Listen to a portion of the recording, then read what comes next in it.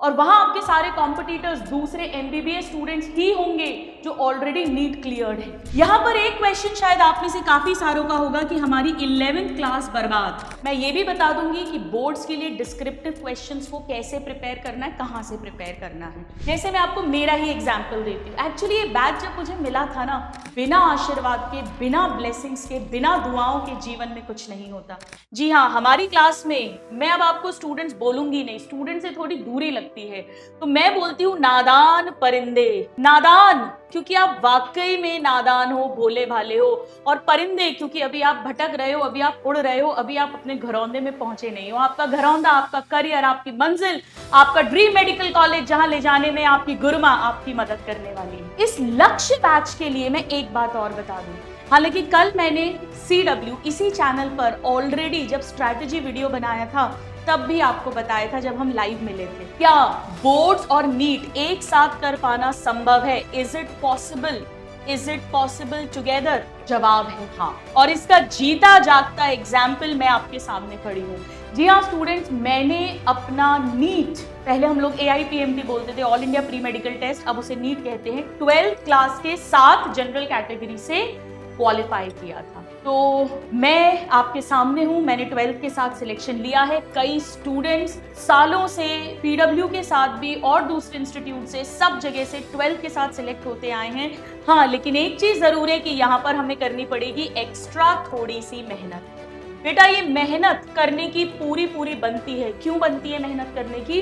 क्योंकि आप अपना साल सेव करोगे और ये ईयर जो आप सेव करेंगे ये आगे प्री PG में काम आएगा। कहानी कभी भी MBBS पे खत्म होती ही नहीं है। आपको थोड़ा अजीब सी बात लगेगी, लेकिन MBBS को तो हम ये बोलते हैं कि थोड़ा अजीब सा शब्द है, MBBS इज लाइक आप कहीं के भी नहीं रहे, क्योंकि आप कुछ और कर नहीं सकते हो और केवल MBBS कर काम चलेगा नहीं। कोई अपन ही आज डॉक्टर के पास जाते हैं तो MD MS की डिग्री देखकर जाते हैं कम से कम। यानी एक बात समझ लीजिए, जैसे आप नीट क्लियर करेंगे, आप MBBS कॉलेज में आएंगे, आपको प्री PG की प्रिपरेशन स्टार्ट करनी होगी और वहां आपके सारे कॉम्पिटिटर्स दूसरे MBBS स्टूडेंट्स ही होंगे जो ऑलरेडी नीट क्लियर्ड है।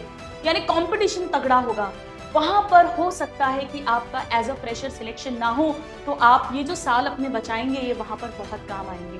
मैंने अपना प्री PG भी फर्स्ट अटेम्प्ट में क्लियर किया था मेरे फाइनल ड्रॉप के साथ। वो भी हो सकता है, बट एक बात हम कर रहे हैं तो एक्स्ट्रा मेहनत तो करनी पड़ेगी क्योंकि हम अपना साल बचाएंगे। दूसरा बेटा, सबसे ज्यादा चांस होता है एज अ फ्रेशर सिलेक्ट होने का। उसका रीजन क्या होता है? उसका एक बहुत बड़ा रीजन ये होता है कि इस समय प्रेशर कंपेरेटिवली कम होता है। अपने को लगता है हाँ ठीक है यार, नहीं हुआ तो एक साल ले लेंगे ड्रॉप।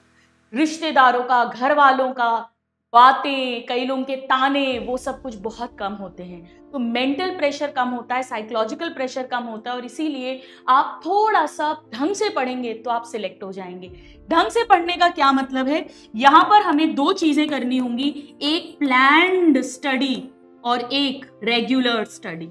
कुछ भी नहीं पढ़ना है, कभी भी कुछ भी उठाकर नहीं पढ़ना है, प्लान्ड वे में पढ़ना है। मैं पूरा प्लान बताऊंगी कैसे पढ़ना है और रेगुलरली पढ़ना है। यहाँ पर एक क्वेश्चन शायद आप में से काफी सारों का होगा कि हमारी 11th क्लास बर्बाद। कितने लोगों का है? जल्दी से मुझे थम्स अप भेजो। इसकी बिल्कुल फिक्र मत करो क्योंकि आपका 12th का सिलेबस हम पहले करवा देंगे ताकि बोर्ड्स का स्ट्रेस हट जाए और उसके बाद 11th का रिविजन, वो रिविजन नहीं होगा, वो थरली प्रॉपरली होगा। एक भी क्वेश्चन नहीं छूटेगा 11th का भी, ये मेरी आपसे गारंटी है, आपकी गुरु माँ का प्रॉमिस है। इसकी चिंता आप मेरे ऊपर छोड़ दो। 12th पहले पढ़ेंगे, बोर्ड के टेंशन को दिमाग से हटाएंगे और उसके बाद 11th पक्के से कर लेंगे, अच्छे से कर लेंगे। यहां पर मैं आपकी बोर्ड्स की भी तैयारी कराऊंगी और नीट की भी तैयारी कराऊंगी।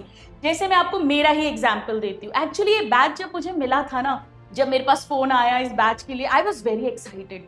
मैं हमेशा से लक्ष्य पढ़ाना चाहती थी और उसका रीजन ये था कि लक्ष्य वाले बच्चों के साथ मैं बहुत अच्छे से कनेक्ट कर सकती हूँ क्योंकि मैंने वो साल जिया है। मैंने खुद वो साल जिया है जहां पर मेरा स्कूल होता था रेगुलर। हमारे टाइम पे डमी नहीं होते थे तो रेगुलर स्कूल होता था, नीट की प्रिपरेशन होती थी, ट्यूशन जाना रहता था, उस बीच में स्कूल के एग्जाम्स मैनेज करने होते थे, बोर्ड्स की टेंशन रहती थी, अपने खुद की नीट की जो टेस्ट होते थे 15 दिन में संडेज को, वो मैनेज करने होते थे। तो वो सब सारा जो समय था वो मेरे दिमाग में, मेमोरीज में एकदम से रिफ्रेश हो गया था। तो बोर्ड्स की और नीट की अगर मैं बात करूं, अगर CBSE बोर्ड की बात करूं तो दोनों की बुक जो है बेस बुक वो NCERT है जैसे मैंने स्कूल में भी टॉप किया था सीबीएसई बोर्ड में, और वो कोई बड़ी बात नहीं है। अगर आप नीट की तैयारी करोगे आपके बोर्ड में पक्का अच्छे नंबर आएंगे। आप बोर्ड्स की तैयारी करोगे तो आपका नीट का पार्ट ऑलरेडी कवर होगा। हाँ, अगर स्टेट बोर्ड के बच्चे हैं तो थोड़ी सी एक्स्ट्रा मेहनत करनी पड़ेगी उन एक्स्ट्रा चैप्टर्स के या टॉपिक्स के लिए। वो मैं आपको टाइम टू टाइम गाइड करती रहूंगी, उसकी बिल्कुल फिक्र मत करो। मैं ये भी बता दूंगी कि बोर्ड्स के लिए डिस्क्रिप्टिव क्वेश्चंस को कैसे प्रिपेयर करना है, कहाँ से प्रिपेयर करना है। पर हाँ, इस बैच के अंदर आपकी दोनों की प्रिपरेशन हो जाएगी। आपको सिर्फ अपने गुरु को अक्षरतः वर्ड बाय वर्ड फॉलो करना है। अपने हर सब्जेक्ट में अपने टीचर को वर्ड बाय वर्ड फॉलो करना है। तो तैयार है मेरे सभी नादान परिंदे मेरे साथ इस लक्ष्य नीट 2.0 की जर्नी स्टार्ट करने के लिए? तो आइए स्टूडेंट्स, जो मेरे पुराने स्टूडेंट्स हैं, नादान परिंदे हैं, वो जानते हैं कि मैं इस बात में बहुत स्ट्रांगली बिलीव करती हूं कि बिना आशीर्वाद के, बिना ब्लेसिंग्स के, बिना दुआओं के जीवन में कुछ नहीं होता। और इसलिए बहुत जरूरी है कि हम इस नई जर्नी पर निकलने के पहले जो हमारा करियर डिसाइडिंग जर्नी होगी, अपने इष्ट को एक बार याद करें। तो सभी लोग जहां भी बैठे हुए हैं, अपनी आंख बंद करके अपने दिल से जिन्हें भी आप मानते हैं, जिस भी फॉर्म ऑफ गॉड को मानते हैं या गुरु को मानते हैं, उन्हें चंद लम्हों के लिए, सेकंड्स के लिए याद करें। उनसे दिल से प्रे करें कि इस जर्नी में वो आपके और मेरे साथ रहें और हमें हमारा मार्गदर्शन करें, हमें गाइड करें, हमें आगे बढ़ाएं। सब लोग एक बार, मैं भी याद कर लेती हूँ मेरे इष्ट को, मेरे गुरु को। अपने इष्ट को याद करने के बाद हमें अब बायोलॉजी माता से आशीर्वाद लेना है। जी हाँ, हमारी बायोलॉजी माता, हमारी बायोलॉजी मैया, वही हमारी पार लगाएंगी नैया। तो आ जाओ एक बार उनका जयकारा लगाते हैं। बोलो बायोलॉजी मैया की जय हो। खुशी खुशी पढ़ना है, चेहरे पे स्माइल, आंखों में चमक, दिल में फुल पॉजिटिविटी, उस स्टेथोस्कोप के नाम। एक बार फिर से नारा लगाते हैं, बोलो बायोलॉजी मैया की जय हो।